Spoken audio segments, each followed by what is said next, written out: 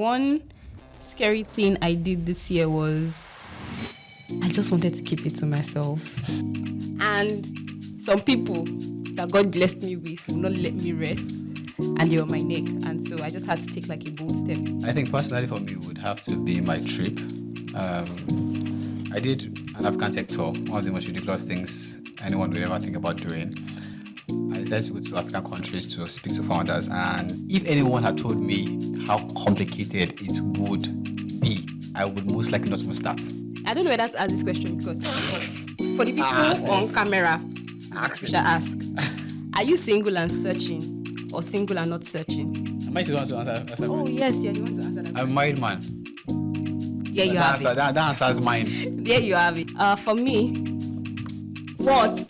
Go ahead, please answer for You're us. not, what's his name? Kabi, what they call it? Yeah, Gabi Lim. Okay, for me, I'm single. I'm not answering the other one. Thank you. Okay. Okay. Alright. So going straight to questions, huh? Straight to questions, Zili. Okay, so what's one scary thing you have done this year, a project or anything personal? Ibukun, I'd like to start. I'd like to hear from you. Oh, thank you for that question. One scary thing I did this year was publish a book. That's major. Very. How's it like? I had written the book, I think a couple of months back. Late 2025 was when I was done with it, but I just wanted to keep it to myself. And some people that God blessed me with will not let me rest, and they were on my neck. And so I just had to take like a bold step and release the book, basically. So it was great. I had community, Right. family, and the feedback has been wonderful. Right. Feedback has been wonderful, yeah. And I didn't even know that I would get that kind of feedback, but yeah. So I'm guessing we're looking forward to the next book then. We'll see. We'll see. I think personally for me would have to be my trip. I did an African tech tour, one of the most ridiculous things anyone would ever think about doing. I decided to go to African countries to speak to founders, and if anyone had told me how complicated it would be, I would most likely not even start. Yeah, that is how much of a lot it was. But one of the good things about it is the fact that I did it as much as I did, and all glory to God, we're back, and it was a handful. It was worth the experience, but it was scary. So, from what I heard you say, you said that it was complicated, and it's not. Oh, yeah. If you think back, it's not one thing like you would have thought you want to do. So, what was that challenge, or what was that one thing that you know that it stressed me or challenged? Stressed. Let's use the word challenged. Challenge. Maybe plenty. I think the one thing would definitely be the borders. So the borders, yeah, because as much as when we meet people, so my experience with every other African country, they were very welcoming. Like not a single African country that I go to that was hostile. They were very welcoming. But the borders just give you like an image of what the system it looks like, right? It wasn't as acceptable in the border, but once you get into the country and meet with the people, it's a bit much acceptable. So that's definitely one. I think I've heard about people talking about when you're trying to travel and you get to the border and they're trying to Hustle you. they're trying to, and I think on one of your posts that I saw, you were talking about virgin passports. Oh, yeah. What was that? Okay, so for every time you go into a new country, they ask you, is this your first time of you being in a country? And then when you say yes, you're like, it's virgin passport. Then you have to pay times 2 the amount. So if you have to pay, say, 2,000 sefa for just stamping of the passport, you pay 5,000 sefa, not even 4,000 sefa. You pay 5,000 sefa because they call it a virgin passport. And then I also got to realize that they actually just don't collect any money from you from the border because you are an ECOWAS moving passport. So you shouldn't even be asked to pay. But welcome to our side of the country and the side of our side of the world anyway. But yeah. So that's basically extortion. Yeah. And I think we should actually, if we have a working government, it should be something that Governments, yes, because it takes two to tango. So the country you're entering and also the country you're coming from. Yes. Right. So there has to be policies around these things, because why would you be extorting people who are just trying to have an adventure or explore or see something new, right? Yeah. I think it's something as Africans that we need to look into, basically, because I think tourism is becoming something, especially in this part of our world, Yeah. it's becoming something intriguing, something we really want to do, Yeah. Yeah. right? So It's just that every single one of those borders, anyway, you can speak the next card, but every single one of those borders, one thing you realize is that they know that to do it. They actually know. Like, it's They not, know. it's not alien. They know. and the people that are supposed to be checkers are also part of them. Oh, yeah. Wow. It's wild. It's wild. Welcome Okay. to Africa. So the next question says that who is one person you can give the password to all your bank accounts and socials? I think mine is actually very easy. My partner. Oh, Yeah. I literally easy. That's, yeah.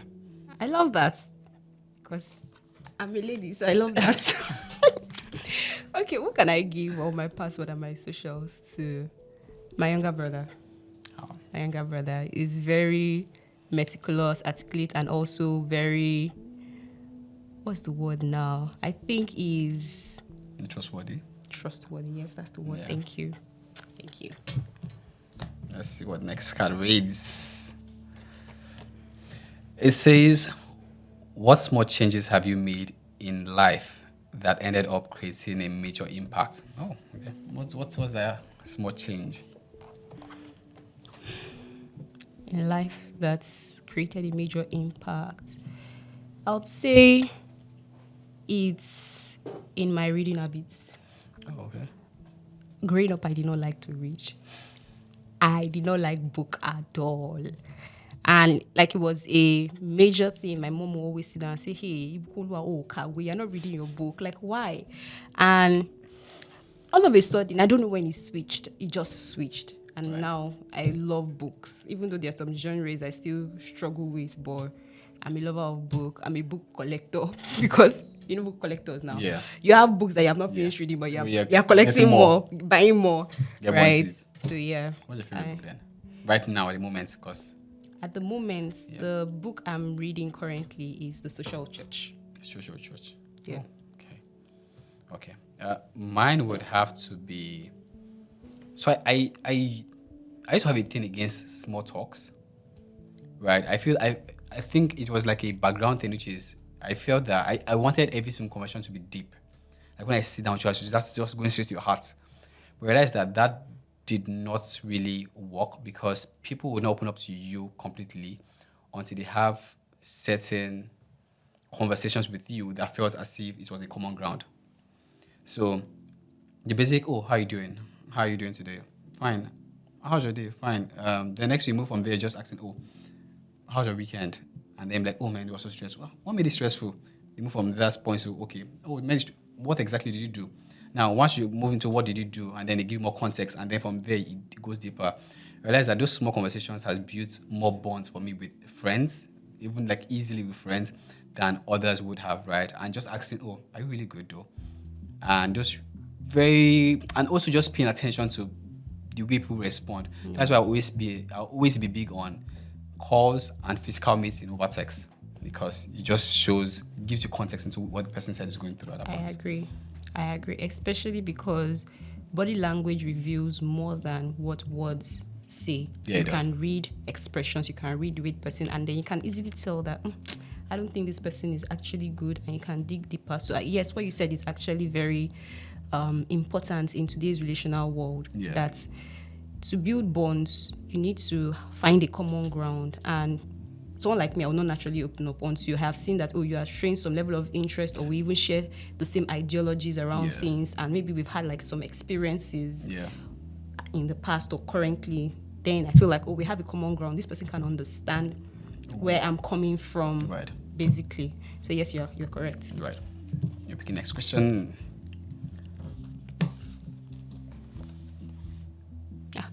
I don't know whether to ask this question because for the people Ask on it. camera, Ask we it. shall ask. Are you single and searching, or single and not searching? Am I the one to answer Oh first? yes, you're the one to answer that I'm a question. married man. There you have it. That answers mine. There you have it. That's why I said I don't know whether to ask this question because he's a whole married man. So, for me, what? Go ahead, please answer for You're us. not what's his name? Kabia. What they call it? Yeah, Gabi Lim. Okay, for me, I'm single. I'm not answering the other one. Thank you. Okay. This question reads: is there someone you miss deeply at this moment? If yes, can you call them now to let them know how much they mean to you?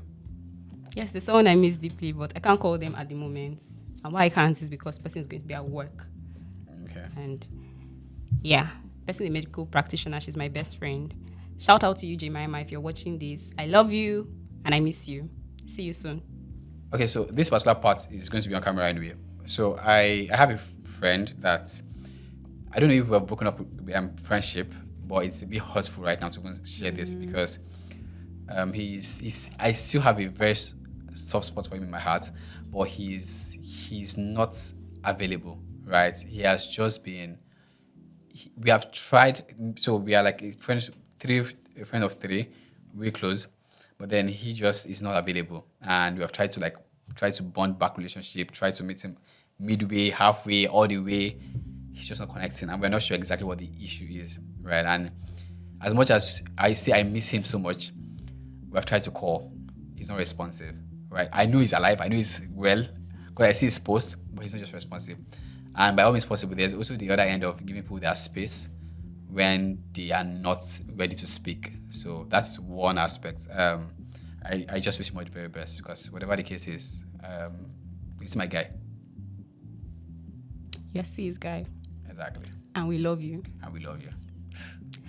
Okay. I wanted to just touch on what you said towards the latter part of your statement. So most times when people go silent on us, they might be dealing with more than they can say. Right?